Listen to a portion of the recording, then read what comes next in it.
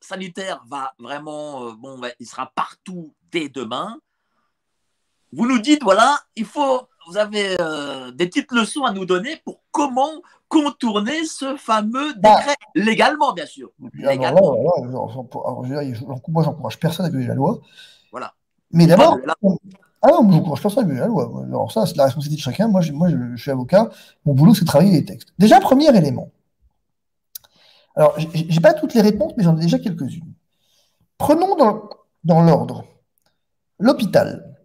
Alors, il faut un pass sanitaire pour aller à l'hôpital. Bah ouais, mais non, en fait. Quand vous regardez le texte, le décret, il vous faut un pass sanitaire sous certaines réserves. D'abord, c'est pour, on vous l'a dit, les soins programmés. Donc les urgences, c'est pas le cas. Mais je vais y venir. Et puis même pour les soins programmés, on a introduit un petit truc. C'est ouais, sauf si le chef de service, eh bien, considère que finalement, le fait de rater votre rendez-vous, pour faire simple, eh ben, serait problématique pour votre santé au regard des délais du prochain rendez-vous, si je veux faire simple. Ben ça, c'est une sacrée faille quand même. Alors ça, alors ça, pour faire le droit de la santé depuis 20 ans, ça s'appelle refiler la patate chaude au chef de service. Et quand vous considérez que l'Ordre national des médecins s'oppose au pass sanitaire, bah c'est simple. Demain matin, vous avez rendez-vous à l'hôpital. D'accord. Disons après-demain, vous avez rendez-vous à l'hôpital. Vous arrivez à l'hôpital. Vous envoyez, moi, ce que je suggère, c'est d'envoyer un mail au chef de service en disant, Monsieur le chef de service, je n'ai pas de passe sanitaire. Pour des raisons qui me sont tout à fait personnelles et que je pourrais vous entretenir, je ne souhaite pas effectivement avoir de passe sanitaire. Je me permets de vous rappeler que mon rendez-vous est demain, que je suis une chimio, machin, et que si je rate ce rendez-vous, mon état de santé est en train de s'aggraver.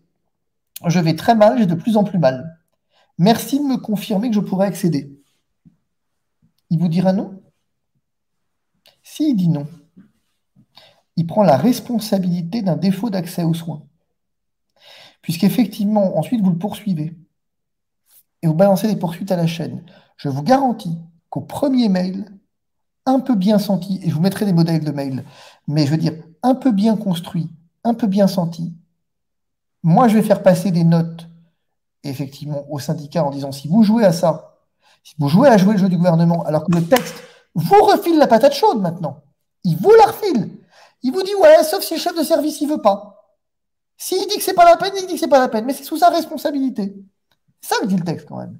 Donc il refile la patate chaude, mais ça me va super bien, parce que celui que j'attaquerai, c'est le chef de service. Et donc je vous garantis que le mec, il n'a pas envie de se attaquer. Première faille. Deuxième faille. Mais dites-moi, moi, ma mère, typiquement, c'est pas la peine. Vous la ferez jamais appeler à l'hôpital. Ma mère, elle est de ces personnes qui prennent la tête ces pauvres secrétaires, qui prennent la tête des secrétaires médicales, je les plains de tout mon cœur, et, qui, quand elle prend un rendez-vous, arrive avec ses papiers, elle les étale sur la table, et elle dit, je voudrais un rendez-vous parce que là, j'ai un problème, regardez, machin, tout ça. Passe sanitaire ou pas passe sanitaire pour prendre un rendez-vous? Le texte vous dit, le texte vous mentionne pas. Le texte vous mentionne un pass sanitaire pour les soins, pas pour une prise de rendez-vous. Donc, si vous arrivez à l'hôpital et que vous arrivez voir le vigile, en disant non, j'ai pas de passe parce que je viens prendre rendez-vous, j'ai pas internet, j'ai pas de téléphone. Moi, j'aime pas ça, la nouvelle technologie. Et puis, regardez, j'ai un petit dossier dans ma mallette. J'ai besoin de voir avec Nantilde. Vous la connaissez, Nantilde? Vous connaissez pas Nantilde. Mais enfin, Nantilde, c'est la secrétaire de mon cardiologue. Qu'est-ce qu'elle est gentille, Nantilde. Moi, toujours, je viens voir Nantilde pour prendre rendez-vous. Il ne peut pas vous refuser l'entrée. Légalement, il ne peut pas vous refuser l'entrée. Parce que si le mec vous refuse l'entrée, là, vous avez un gentil courrier à lui présenter, de ma part ou de la part d'un confrère, qui lui dira, écoute chérie, si tu refuses l'entrée, je te pète la gueule concrètement, parce que judiciairement, là, tu fais un refus d'accès aux soins. Alors toi, tu es un salarié du privé, quand ça va te tomber sur le coin du nez, tu vas voir ce qui va se passer. Vous voyez? Deux grosses failles. Troisième faille. Vous arrivez à l'hôpital en disant, bonjour, j'ai très mal au cœur là. j'ai une douleur là. Et je suis suivi par je suis suivi par le docteur là. Vous savez, le cardiologue là. Qu'est-ce qu'il est gentil. Et lui, il m'a dit tout à l'heure, si tu as un problème, moi, il m'a dit, quand tu as un problème, faut pas aller aux urgences, faut venir me voir moi. Qu'est-ce qui va se passer? Eh ben, c'est un soin non programmé. On a confondu la notion d'urgence et de soins non programmés. Là, vous voyez, en 3 temps, on a 3 failles en 2 minutes 30. Votre passe sanitaire à l'hôpital, poubelle. Si vous êtes malin, poubelle votre passe sanitaire à l'hôpital. Et par exemple, en EHPAD, parce que on a vu une vidéo qui a fait le tour du net d'une dame qui n'a pas pu voir sa mère en EHPAD. En EHPAD, c'est plus compliqué. Je veux dire, j'ai pas encore toutes les réponses. Il est ce matin, le décret. Il y a peut-être des endroits où il n'y a pas de faille. Hein. Après, peut-être. Hein. Euh, mais, euh, mais je ne sais pas, il faudrait que je reprenne le décret pour les EHPAD. Ça, je vous le redirai parce qu'il faudrait que je le reprenne. Mais par exemple, les restaurateurs, enfin, de manière générale, les réunions. Moi, je vais créer un parti politique. J'ai créé un parti politique. Pas du tout pour faire de la politique, mais pour rentrer dans les restaurants. Parce que si je crée un parti politique, les meetings politiques ne sont pas soumis à passe sanitaire. Les activités politiques ne sont pas soumises à passe sanitaire. Donc, si je vais voir un restaurateur et je lui dis, chérie, regarde, moi je suis membre du parti de je t'emmerde, voilà, et j'emmerde le passe sanitaire, réserve-moi ça. Une table là, on est 5 là, tu me réserves une table pour mon petit meeting? Qu'est-ce qu'il va faire? Il va vous dire non? Qu'il essaye de vous dire non. Parce que là, il porte atteinte à une activité effectivement politique. Le Conseil constitutionnel l'a clairement dit sur ce point le 31 mai. Et le décret ne prévoit rien à ce sujet. La loi est muette à ce sujet. Et donc, est activité politique ce que je décide qu'est activité politique. Florian Philippot organise un grand meeting politique, la l'université d'été. Ok, ça y est. On va dire, il y a 1000 personnes, mais si j'en ai 10, si je veux tenir mon meeting sur une table de 5, ça marche? Qui dit que ça ne marche pas? De la même façon, imaginons que je privatise un cinéma. Donc voilà, la séance de 10 heures, là, tout à l'heure, en fait, vous faites des centrales de réservation, mais ça, vous verrez que je vais les mettre en place, moi. Vous faites des centrales de réservation, et tous les copains, on se réserve tous une séance à 10 heures au cinéma, en arrivant avec notre carte du parti. Et on aura privatisé le cinéma avant. Bah, ça marche. Donc il y a énormément de failles dans cette loi en réalité. Ah bah, il y a des failles, absolument. La contre-indication vaccinale. Alors, tout un bordel. Alors, l'obligation vaccinale, c'est un petit peu plus compliqué. Il faut que j'y travaille un peu, parce que c'est compliqué. C'est plus compliqué, l'obligation vaccinale. Mais la contre-indication vaccinale. La contre-indication. Alors, effectivement, est-ce que je peux présenter un document qui me dit... Typiquement, j'ai une de mes amies, de très bonnes amies, dont le père est médecin, qui vient de lui faire un certificat de contre-indication, dont je ne sais même pas si c'est vrai ou pas d'ailleurs, contre-indication vaccinale. Elle le présente pour entrer au club de foot. Enfin, pour son gamin, je veux dire. Elle le présente effectivement pour entrer au club de foot de son gamin. On sait qu'ils vont dire non? Qu'ils essayent de dire non. Ils vont dire oui, mais il y a un décret qui prévoit le machin. Non, non, moi j'ai un certificat de contre-indication, point. Les certificats de contre-indication sans aucun motif suffit effectivement à écarter le pass sanitaire. Donc ça fait. Mais justement, vous communiquerez sur ces failles bientôt, je pense. Comment vous communiquerez? Ce sera sur je communiquerai dans le détail, effectivement, si vous voulez. D'abord, je communiquerai en mettant à disposition des courriers types. Je communiquerai effectivement, une fois que j'aurai étudié, ce sera plus facile mardi, une fois que j'aurai étudié le décret complètement. Mais déjà, vous voyez que là, on vient de régler le problème de l'hôpital. Ouais. C'est énorme. Clairement. C'est énorme. Enfin, pardon, mais c'est énorme l'hôpital, quoi, déjà. Oui, surtout que oui, c'est énorme, c'est énorme. Et c'était quand même une sacrée injustice parce que les gens ne peuvent pas comprendre qu'on ne puisse pas rentrer à l'hôpital. On a réglé le problème. Le restaurant, voilà, c'est marrant de le faire, mais l'hôpital, c'était colossal de dire ça. Alors du coup, vous voyez bien que là, en une matinée, on a réglé le problème de l'hôpital. Mais justement, j'ai l'impression que ça n'a pas choqué énormément dans l'opinion, ces mesures sur l'hôpital. Mais rien ne choque dans l'opinion, et on s'en fout, en fait, ce qui choque ou pas. table de l'opinion, mais je m'en tamponne les cacahuètes. Je veux dire, ce qui m'intéresse aujourd'hui, c'est de réussir à adoucir le choc et de faire en sorte que ce truc débile ne soit pas mis en place, c'est tout. Et là, vous voyez, en 10 minutes, il m'a fallu 10 minutes pour dire qu'à l'hôpital, c'est fini. Les rendez-vous ne sont pas visés, et effectivement, parce que qu'est-ce qu'on va faire? J'ai pas Internet. Qu'est-ce qu'on va faire? Ma mère, c'est typiquement l'exemple. Elle téléphone pas parce qu'elle s'en débrouille mal, parce qu'elle s'explique mal, parce que voilà, elle se fait pas comprendre. Elle a besoin d'aller sur place, présenter le document pour dire regardez, est-ce que c'est urgent, est-ce que c'est pas urgent, machin. Donc elle a besoin d'y aller. Donc voilà. Ensuite, cette responsabilité du chef de service, mais c'est colossal. Là, on a réglé un énorme problème avec l'hôpital. Vous voyez? Mais on en reparlera dans la semaine de ça. Une fois que j'aurai décortiqué le texte dans son ensemble, parce que il n'est pas simple à comprendre, et notamment les clubs de foot, je sais pas ce qu'ils ont là, qui vous disent qu'à partir de demain, il y a un pass sanitaire pour les gamins, c'est pas vrai. Et pour les clubs amateurs aussi. Mais c'est pas vrai, c'est pas à partir de. Mais c'est d'accord, mais c'est pas vrai, pas demain. Pas demain. Je veux dire, pour les gamins, c'est pas demain. Hein. Les gamins, c'est le 30 septembre. Donc on va se calmer. Hein. Voilà. Et ceux qui l'exigeraient entre les deux commettraient une faute pénale. Mais là-dessus, on se reverra. Et est-ce que vous travaillez actuellement peut-être avec d'autres cabinets d'avocats? Est-ce que vous avez un pool d'avocats qui regardaient non, décortiquer la loi? Bah, vous savez, en fait, non. Non, parce que nous, on est 10 chez moi, plus un petit peu plus qu'on est 10 en interne et on est 2 en externe. Non, 3 en externe.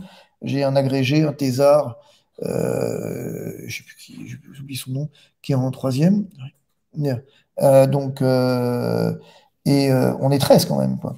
C'est déjà une grosse équipe. Oui, c'est une grosse team pour le coup. Beaucoup de cabinets n'ont pas autant d'avocats que vous. Parce qu'en plus, vous êtes un des rares spécialisés dans le domaine de la santé. C'est pas quelque chose qui est très populaire. Dans le domaine du droit public de la santé, en plus. Dans le public de la santé. Santé publique et public de la santé, qui sont là.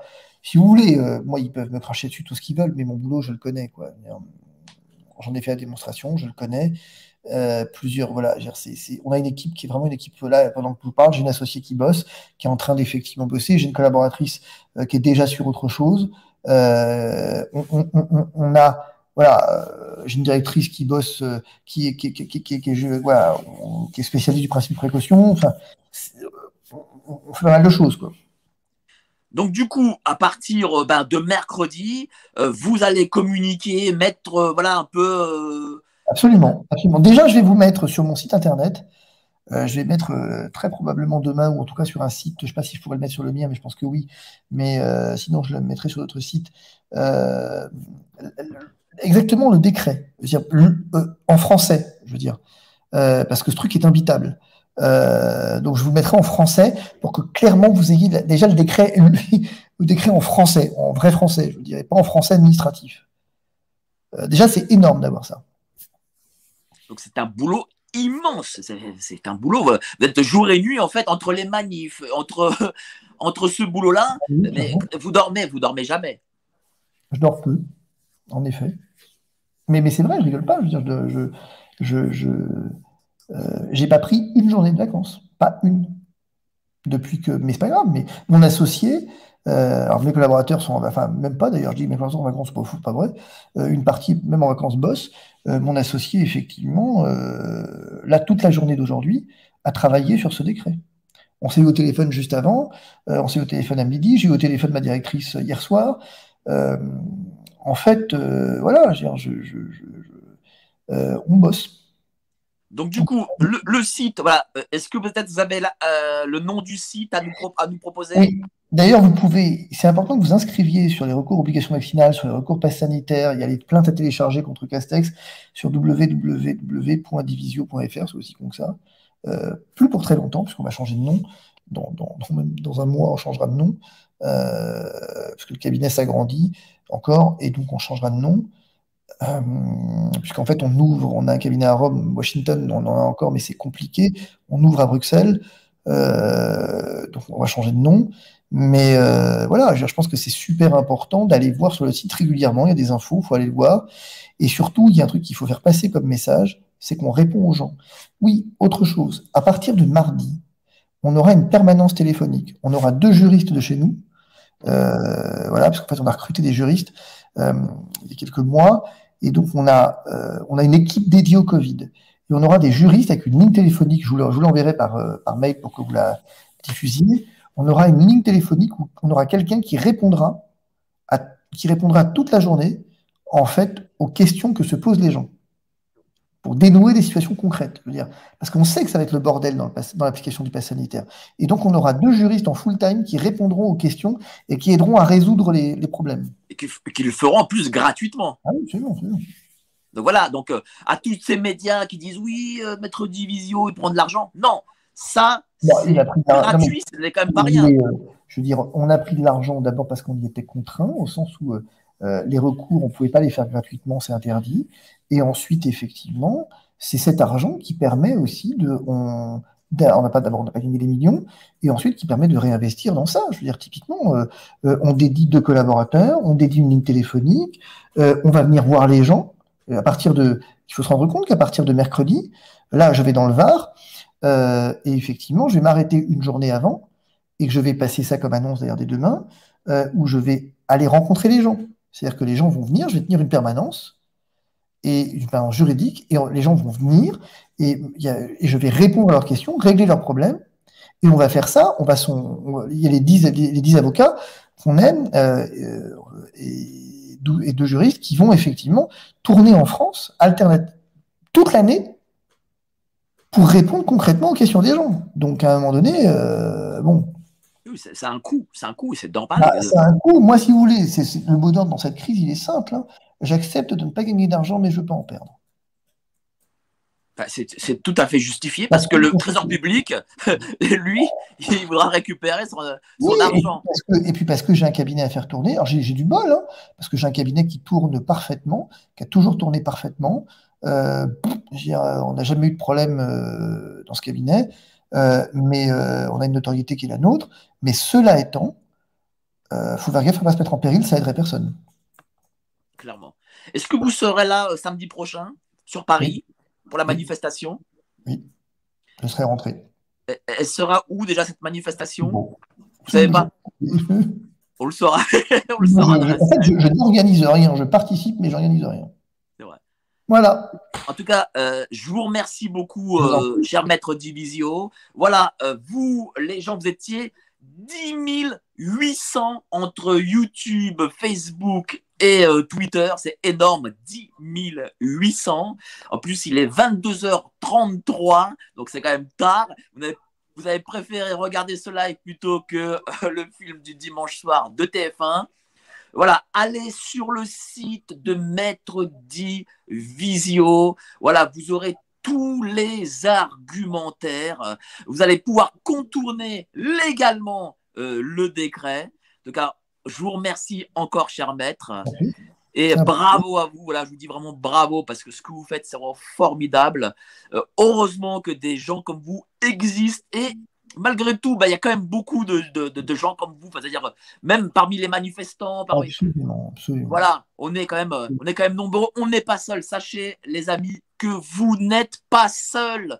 Ne croyez pas les gens qui vous disent oui, vous êtes un paria, un pestiféré. Non, vous n'êtes pas seuls.